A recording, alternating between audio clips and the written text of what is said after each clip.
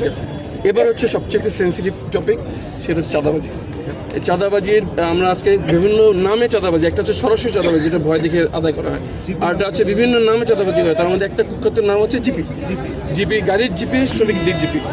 এই চাঁদাবাজি নামে বিপুল চাঁদাবাজি এখানে হচ্ছে, প্রতিটি গাড়িতে প্রতিটি ট্রিপে চাঁদাবাজি হচ্ছে, যার ফলে এই চাঁদাবাজির যে খরচটা এটা জনগণকে দ্রব্যমূল্য বৃদ্ধি আকারে, ভাড়া বৃদ্ধি আকারে তাদের কাছে আদায় করে নেওয়া হচ্ছে। ইতিপূর্বে আমরা দেখেছি স্থানীয় সংসদ সদস্যের লোকরাই এই চাঁদাবাজিটা করে থাকে।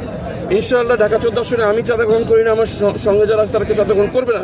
আমরা আপনাদের সহযোগিতা যাচ্ছি যাতে আর কেউ যাদের কোনো রাজনৈতিক সম্পৃক্ততা নাই এরা যেন চাঁদাবাজি করতে না পারে। কেউ চাঁদাবাজি করতে পারা উচিত না। সরকারি ফি এবং সমিতির ফি, নির্ধারিত নিবন্ধিত সমিতির বৈধ ফি ছাড়া আর কোনো ফি যেন আদায় না হয়। আমরা আমাদের জায়গা থেকে কাজ করছি, আপনাদের পূর্ণ সহযোগিতা করছি। আর আমি আপনাদের মধ্যে জনগণকে সবাইকে বলছি, যারা পরিবহন মালিক যারা আছেন, শ্রমিক যারা আছেন, আমাদেরকে বিদ্রোহ করতে জানতে হবে। চাঁদা চাইলেই চাঁদা দেওয়া যাবে না, এবং দরকার পড়লে বিপদ কাঁধে নিয়ে আমাদের দাঁড়িয়ে থাকতে হবে। কারণ চাঁদা অবৈধ, আমি অবৈধ কিছু দিব না। এই বিদ্রোহ যদি আমরা করতে পারি তাহলে চাঁদাবাজি বন্ধ হবে।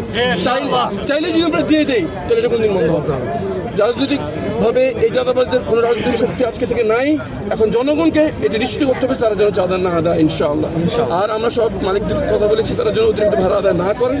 ঈদের সময় আমাদের বিভিন্ন কর্মীরা থাকবে, গণমাধ্যম কর্মীদের আহ্বান জানাবো আপনারা জন্য গোপনে যদি কেউ দেখেন যে ভাড়া বেশি নিচ্ছে আমাদের অবহিত করবেন। আমরা অবিলম্বে আইনশৃঙ্খলা বাহিনী কর্তৃপক্ষের সাথে নিয়ে অতিরিক্ত ভাড়া যাতে না হয় সেজন্য আমরা পদক্ষেপ গ্রহণ করি ইনশাআল্লাহ। আল্লাহ এই ঈদে এই ক্যাপিটাল টার্মিনালের জন্য আমাদের যাত্রীদের দুর্ভোগ না হয় সেই ব্যবস্থা করার তথ্য আমরা দান করব। চাঁদাবাজির জন্য কি পদক্ষেপ নেবেন? জি, চাঁদাবাজির যেটা বললাম 3 ধরনের চাঁদাবাজি।